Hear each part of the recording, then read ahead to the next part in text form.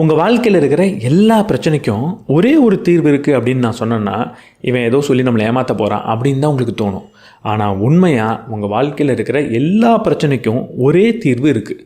அது என்னென்னா, அதை விட்டு தள்ளுறது, விடு பார்த்துக்கலாம் அப்படின்னு சொல்கிறது. இப்படி நம்மளோட நண்பர்கள் சொல்லி நம்ம நிறைய கேள்விப்பட்டிருப்போம். இதுக்கு பின்னாடி ஒரு மிக உயர்ந்த தத்துவம் அப்படின்றது இருக்குது. அந்த தத்துவத்தோட பேர் தான் பற்றின்மை.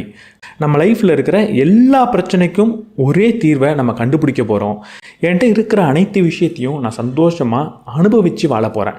ஆனால் நேற்று இருந்த விஷயம் இன்றைக்கி இல்லையேன்னு நான் வருத்தப்பட மாட்டேன்.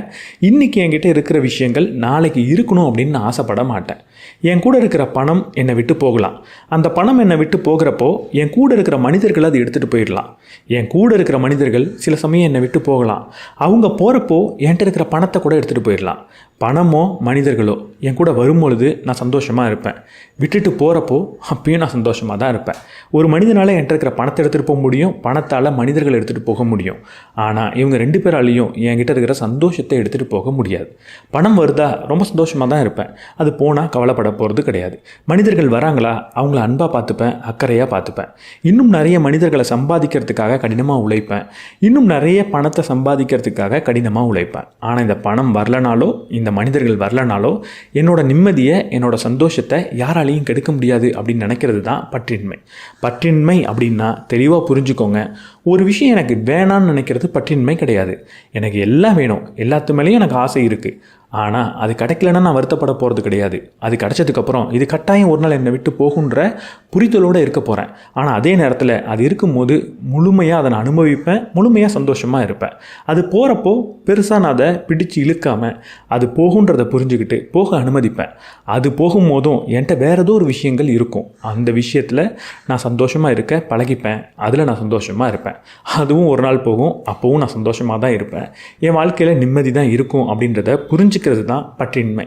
இந்த பற்றின்மை இருந்ததுன்னா எதுலேயும் உங்களுக்கு பெருசாக அவ்வளோ ஒரு பெரிய பிரச்சனைன்றது வரப்போகிறது கிடையாது. எது வந்தாலும் எது போனாலும் நீங்கள் சந்தோஷமாக இருக்க முடியும். இந்த பற்றின்மை பற்றி வெவ்வேறு தத்துவ ஞானிகள் ரொம்ப சிறப்பான விஷயங்களை சொல்லியிருக்காங்க. அதை ஒன்று ஒன்றா அடுத்து பார்ப்போம். முதல்ல ஹீராக்ளிட்டஸ் அப்படின்ற ஒரு ஃபிலாசபர் ஒரு விஷயத்த சொல்லியிருக்கிறார். எல்லாமே நகர்ந்து போய்கிட்டே தான் இருக்கும், எதுவும் நிலைத்து இருக்க போகிறதே கிடையாது அப்படின்னு சொல்லியிருக்கிறார். வாழ்க்கையில் பல விஷயங்கள் நகர்ந்து போய்கிட்டே இருக்கும். அதை அப்படியே தக்க வைக்கணும்னு நினைக்கும் போது மட்டும்தான் நமக்கு வலி அப்படின்றது வருது. அது ஆரோக்கியத்திலேருந்து ஒவ்வொரு விஷயமும் அப்படி தான். அது கொஞ்சம் கொஞ்சமாக மாறிக்கிட்டே தான் இருக்கும். அது மாறுறது தான் இயற்கை. அந்த இயற்கையை நான் மாற்றணும் அப்படின்னு நினைக்கும் போது, அதை மாற விடாமல் தடுக்கணும் அப்படின்னு நினைக்கும் போது மட்டும்தான் நமக்கு வலின்றது வரும். எப்போ நம்ம ஏதோ ஒரு விஷயத்தை ரெசிஸ்ட் பண்ணுறோமோ அப்போ தான் நமக்கு வலின்றது வருது. ஸோ வாழ்க்கையில் ஒவ்வொரு விஷயமும் மாறிக்கொண்டே தான் இருக்குன்றதை தெளிவாக புரிஞ்சுக்கோங்க. அது அப்படியே இருக்கும் அப்படின்றத எதிர்பார்ப்பு நம்மள்கிட்ட இருக்கக்கூடாது. அது அப்படியே இருக்கணுன்ற ஆசையும் இருக்கக்கூடாது. அது அப்போ எப்படி இருக்கோ அப்போ அப்படி ரசிக்க கற்றுக்கணும். ஹீராக்ளிட்டஸ் இன்னொரு இடத்துல சொல்லியிருக்கிறார், ஒரு மனிதனால் ஒரு நதியில் 2 முறை காலை வைக்கவே முடியாது அப்படின்னு சொல்லியிருக்கிறார். அதற்கு காரணம் என்னென்னா, அந்த நதின்றது நகர்ந்து போய்கிட்டே இருக்கும். அது மட்டும் இல்லாமல் முதல் தடவை காலை வச்சுட்டு 2வது தடவை காலை வைக்கிறப்போ அந்த மனிதனுமே மாறி தான் இருப்பான். ஒரு மனிதன் ஒவ்வொரு நிமிடமும் மாறிக்கிட்டே இருக்கான். ஒரு நதி ஒவ்வொரு நிமிடமும் நகர்ந்து ஓடிக்கிட்டே இருக்குது.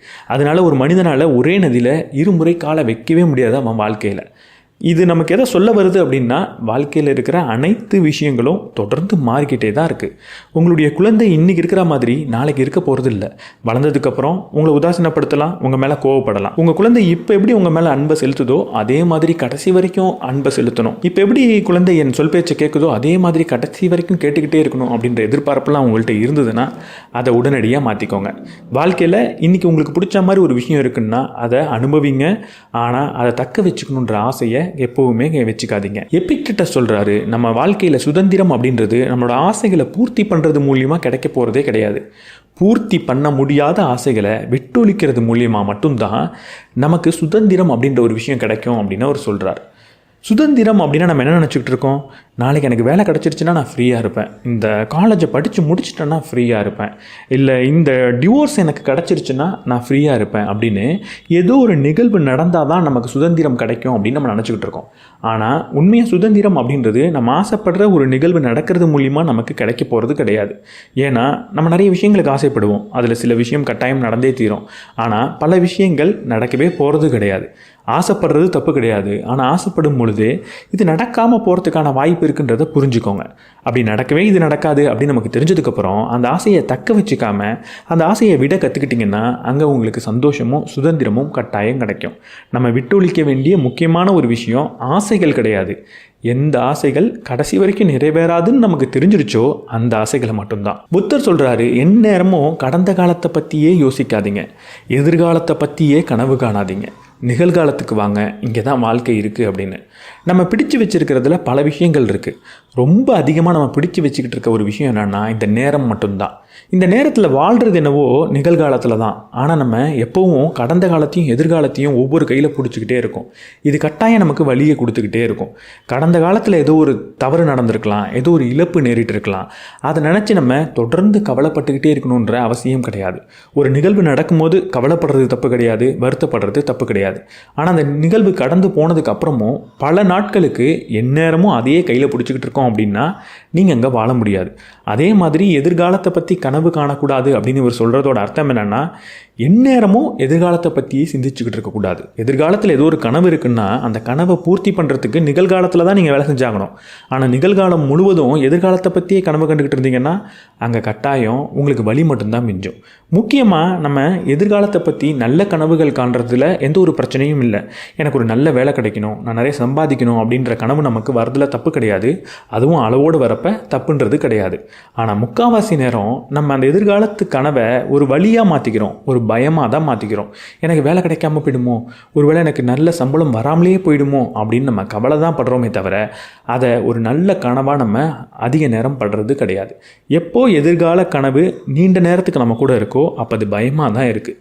அதனால தான் இந்த எதிர்காலத்து கனவையும் கடந்த காலத்து கவலையும் விட்டொழிச்சிட்டு நிகழ்காலத்தில் என்ன செய்யணுமோ அதை செய்யுங்க அப்படின்னு புத்தர் சொல்கிறார். இங்கே நம்ம புரிஞ்சிக்க வேண்டியது, இந்த பற்றின்மையை நம்ம இன்னொரு இடத்துல காட்டணும். அது என்னென்னா, வெளிப்புற நிகழ்வுகள் மீது நம்ம பற்று இருக்கவே கூடாது. நம்மளோட பற்று நம்ம என்ன செய்யணும், நம்மளோட மனதில் எப்படிப்பட்ட சிந்தனையை வச்சுக்கணுன்றதில் இருக்கலாம். நான் இன்றைக்கி இந்த வேலையை செய்யணும் அப்படின்னு நினைக்கிறதுல ஒரு பற்று இருக்கிறதுல பிரச்சனை கிடையாது. நான் இப்படி தான் சிந்திப்பேன்றதை பற்றி நினைக்கிறதுல ஒரு பற்று இருக்கிறதுல பிரச்சனை கிடையாது. ஆனால் இந்த வேலையை நான் செஞ்சதுக்கப்புறம் இப்படிப்பட்ட விளைவு எனக்கு வரணும், இப்படிப்பட்ட ஒரு ரிசல்ட் வேணும்னு நான் ஆசைப்பட்டேன்னா அங்கே தான் பிரச்சனையாக வருது. ஸோ சிம்பிளாக சொல்லணுன்னா ஸ்டாய்சிசம் நமக்கு சொல்லித்தர ஒரே ஒரு விஷயந்தான், உங்களோட கட்டுப்பாட்டில் எது இருக்கோ அதை பற்றி மட்டுமே சிந்திங்க, அதில் மட்டுமே வேலை செய்யுங்க. கட்டுப்பாட்டில் இல்லாத விஷயங்களை பற்றி சிந்தித்து நேரத்தை வீணடிக்காதீங்க அப்படின்னு சொல்லுது. ஸோ இதை நம்ம பற்றின்மை பார்வையில் பார்க்கணும் அப்படின்னா, கட்டுப்பாட்டில் இல்லாத எந்த ஒரு விஷயத்தின் மீதும் பற்ற வைக்காதீங்க அப்படின்னு சிம்பிளாக சொல்லிடலாம்.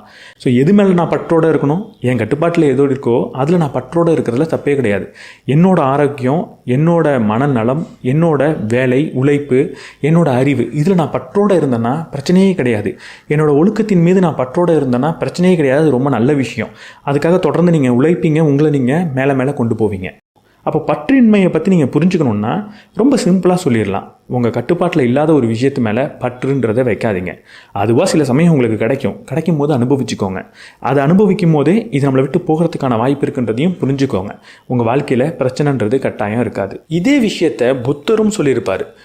அமைதி அப்படின்றதும் நிம்மதி அப்படின்றதும் உங்களுக்குள்ளே இருந்து தான் வரும், வெளியிலேருந்து வராது அப்படின்னு அவர் சொல்லியிருப்பார்.